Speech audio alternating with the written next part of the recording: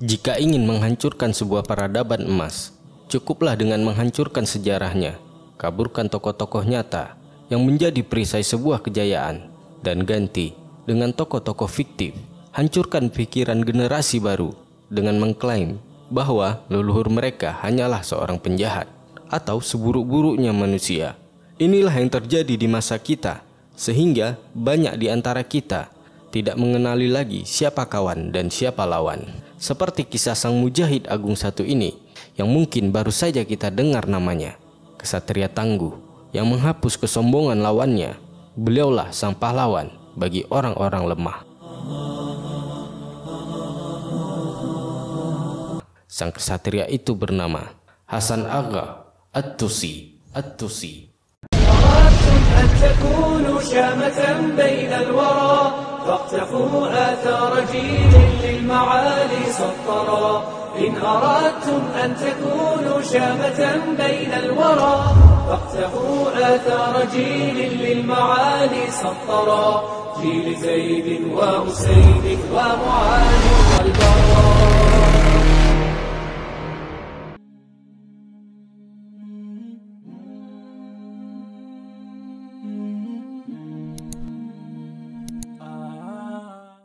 Beliau rahimahullah adalah seorang mujahid agung yang berhasil mengalahkan kesombongan lawannya.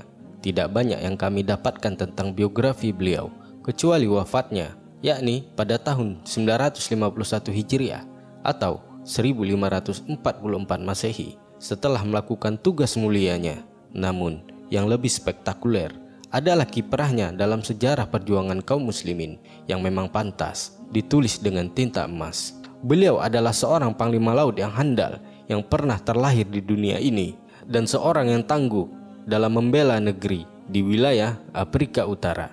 Beliau hidup sejaman dengan Khairuddin Barbarossa rahimahullah, seorang panglima laut muslimin yang sangat ditakuti semenjak Khairuddin Barbarossa diangkat oleh khalifah menjadi panglima laut Utsmani. Tugas Aljazair diserahkan kepada wakilnya yang bernama Hasan Agha At-Tusi.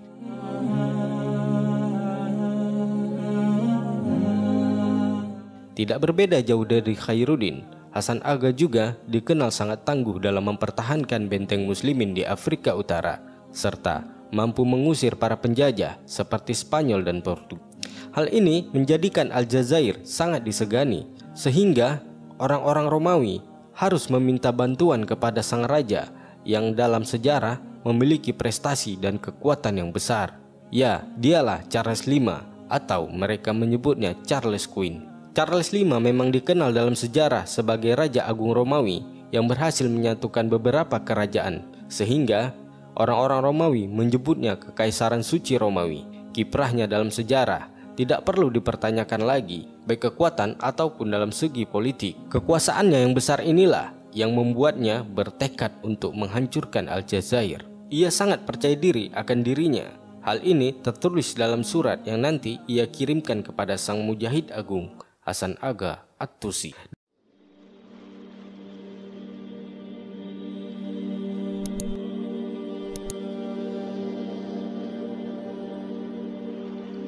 Demi memperkuat basis pertahanannya, Hasan Agha harus bekerja keras demi keamanan dalam membentuk pemerintahan yang stabil, menyatukan semua wilayah Afrika Utara seperti yang berpusat di Aljazair.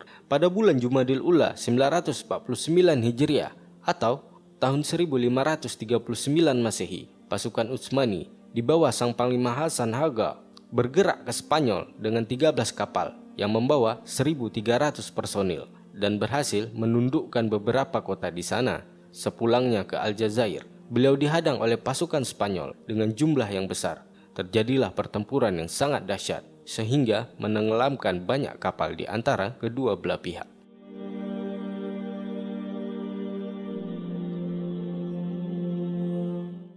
Kemenangan demi kemenangan yang diraih kaum muslimin membuat singgasana Romawi menjadi bergetar. Tidak ada kata lain selain menyerang.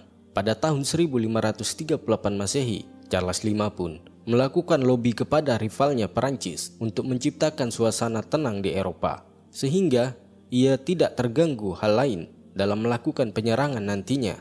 Tahun 1539 Masehi, Charles V mencoba memainkan perannya dengan merayu sang panglima muslimin tangguh Khairuddin Barbarossa agar mau beraliansi dengannya demi mengimbangi rivalnya Perancis dan Utsmani. Namun kesepakatan rahasia ini hanya berakhir dengan kesedihan yang ia rasakan. Khairuddin Barbarossa menolak dengan tegas untuk berkhianat, dan memang inilah jiwa sang kesatria.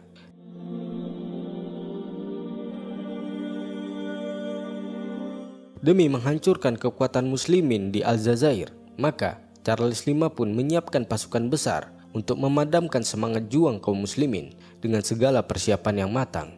Pasukan Charles V akhirnya berlabuh di kota Algier, wilayah Aljazair pada tanggal 15 Oktober 1541 Masehi. Tatkala melihat kedatangan armada pasukan Charles V, Hasan Aga langsung mengumpulkan para tokoh seperti ulama, pejabat pemerintahan, dan cendekiawan untuk melakukan rapat darurat dan menyerukan rakyat untuk berjihad mempertahankan agama dan tanah air. Dalam pertemuan tersebut, sang mujahid agung ini berkata kepada semua yang hadir, "Kini telah datang musuh Allah kepada kalian. Mereka bermaksud merampas anak-anak kalian dan menawan wanita-wanita kalian. Maka berjuanglah di jalan Allah yang lurus. Negeri ini ditaklukkan dengan kekuatan pedang dan wajib dipertahankan. Dengan pertolongan Allah, kemenangan akan bersama kita. Ketahuilah, kita adalah ahlul haqq." Sontak semua yang mendengar bertakbir dan mendoakan Hasan Aga serta kaum muslimin telah bertekad bulat akan menghadapi musuh-musuhnya. Kemudian Hasan Aga segera menyiapkan pasukan dan siap terjun ke medan pertempuran.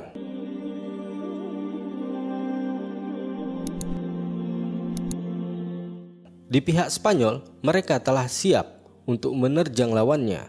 Mereka pun telah mempersiapkan brigade. Charles V sangat yakin akan kekuatan yang ia miliki. Namun, saat melihat kesiapan pasukan muslimin, ia sangat terkejut. Hal ini membuatnya harus mematikan semangat juang sang panglima. Ia memerintahkan sekretarisnya untuk menulis surat ancaman yang berisi surat dari Charles V kepada Hasan Aga At-Tusi. "Kamu tahu bahwa aku adalah seorang raja. Semua agama Nasrani berada di bawah kekuasaanku. Maka jika kamu ingin menghadapiku, serahkan dulu benteng-bentengmu, selamatkan dirimu. Jika tidak, maka akan aku perintahkan untuk merobohkan batu-batu di benteng itu, lalu dilemparkan ke laut. Lalu tidak akan aku sisakan apapun untukmu, tidak pula untuk tuanmu dan orang-orang Turki, karena aku akan ratakan negeri ini dengan tanah." Surat ini mampu meremukkan mental dan melumat semangat juang lawan, namun terasa basi bagi orang-orang yang memiliki iman. Setelah surat tersebut dibacakan di hadapan Hasan Aga, beliau rahimahullah langsung membalas surat tersebut. Surat Hasan Aga kepada Charles V.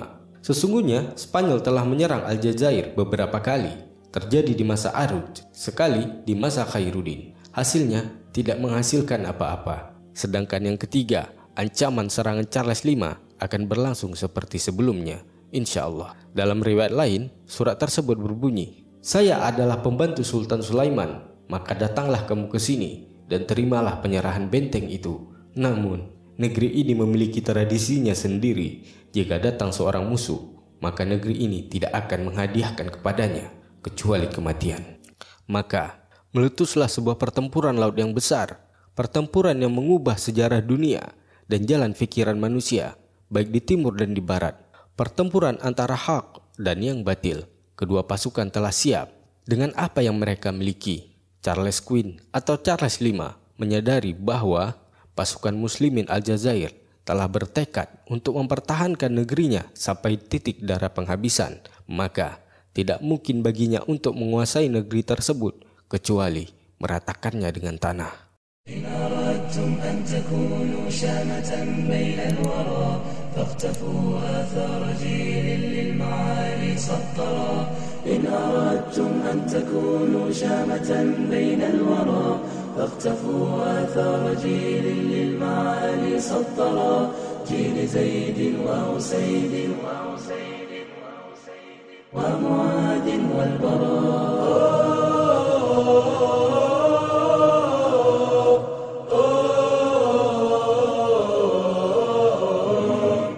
Pasukan Spanyol mengepung Aljazair dari segala penjuru. Namun mereka belum melakukan tembakan meriam karena mereka berpikir tidak efektif mengalahkan pasukan Aljazair dengan tembakan-tembakan meriam. Di sisi lain, pasukan Aljazair terus menggempur armada pasukan Spanyol dengan meriam-meriam mereka. Pasukan muslimin mengarahkan tembakan ke semua lini tepat di titik-titik kekuatan Spanyol. Strategi Aljazair ini tergambar oleh perkataan pasukan berkuda Malta. Ia mengatakan, taktik perang yang mereka lakukan sungguh mengejutkan. Kami belum mengenal taktik ini sebelumnya. Pasukan darat Spanyol berhasil menginjakkan kakinya ke Aljazair dan langsung mengokohkan barisan mereka. Sebagai tuan rumah, sudah pasti pasukan Aljazair lebih memahami dan menguasai jalannya medan pertempuran. Ditambah lagi, pasukan muslimin terus bertambah besar karena pasukan berduyun-duyun datang dan bergabung dari segala penjuru. Allah lah sebaik-baik penolong. إن أردتم أن تكونوا شامة بين الورى فاقتفوا آثار جيل للمعالي سطرا. Dalam sejarah dijelaskan, terjadi peristiwa di mana angin bertiup sangat kencang selama beberapa hari, membuat kemah-kemah pasukan Charles V bercerai-berai. Ombak ganas menerjang kapal-kapal mereka sehingga saling berbenturan. Hujan-hujan lebat membuat meriam-meriam musuh tidak berfungsi lagi. Melihat kejadian tersebut, pasukan Aljazair tidak menunggu dan langsung menyerbu pasukan Charles V. Gema takbir menggetarkan jiwa-jiwa musuh. Mereka bagikan ombak yang menerjang apapun yang menghadang. Dengan izin Allah, pasukan muslimin berhasil menguasai jalannya pertempuran. Dalam kondisi kritis ini, Charles V memerintahkan sisa-sisa pasukannya untuk melakukan serangan ke jantung kota Algier. Namun, langkah mereka hanya menjadi khayalan. Seorang pemberani muncul untuk menghadang mereka yang bernama Haji Al-Bashir. Beliau berhasil melumat pasukan musuh hingga mereka pora-poranda. Tidak ada kata lain bagi Charles V selain menarik pasukannya mundur. Ia pun mundur ke Italia dengan keadaan frustasi, menjerit dan menangis. Mereka harus menelan pil pahit akibat kekalahan telak di hadapan para kesatria yang tak takut akan kematian. Tentunya semua itu atas pertolongan Allah. Takdir bergema memecah cakrawala. Kaum muslimin bersyukur kepada Rabb semesta alam. Mereka menyamakan kekalahan pasukan Charles Quint dengan kekalahan pasukan Abraha, sebagaimana isi surat yang mereka kirimkan kepada Sultan Sulaiman Al-Kanuni rahimahullah. Kemenangan ini bergema ke wilayah-wilayah muslimin, bahkan sangat berpengaruh di dunia, sehingga ada sebuah syair Arab yang berbunyi, "Tanyakanlah kepada Charles berapa banyak tentara kami, yang ada dalam benaknya hanyalah gertakan-gertakan." Lalu ia siapkan armada pasukan yang banyak, namun ternyata ia hanya menelan pil pahit yang sangat getir.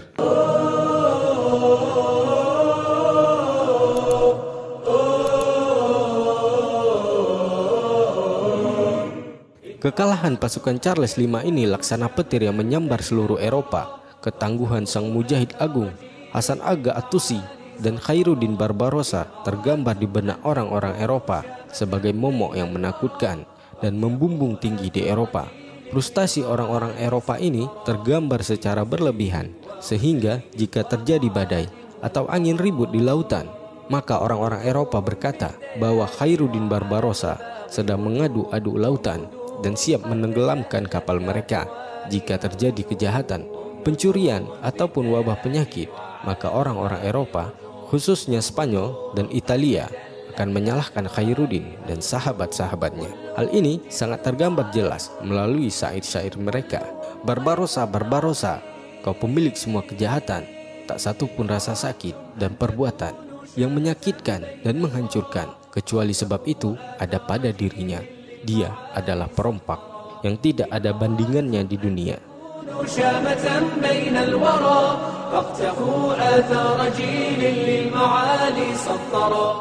Inilah sejarah singkat yang dapat kita ambil pelajaran darinya. Bagaimana perjuangan para kesatria demi mempertahankan yang hak, namun tergambar sebagai penjahat, perompak, dan lain-lain. Ketakutan mereka telah mengubah alur sejarah yang semestinya. Wallahu a'lam. الدنيا وعاشوا في نواحيها مشاعل ملأوا الأرض سلاما وعلوما وفضائل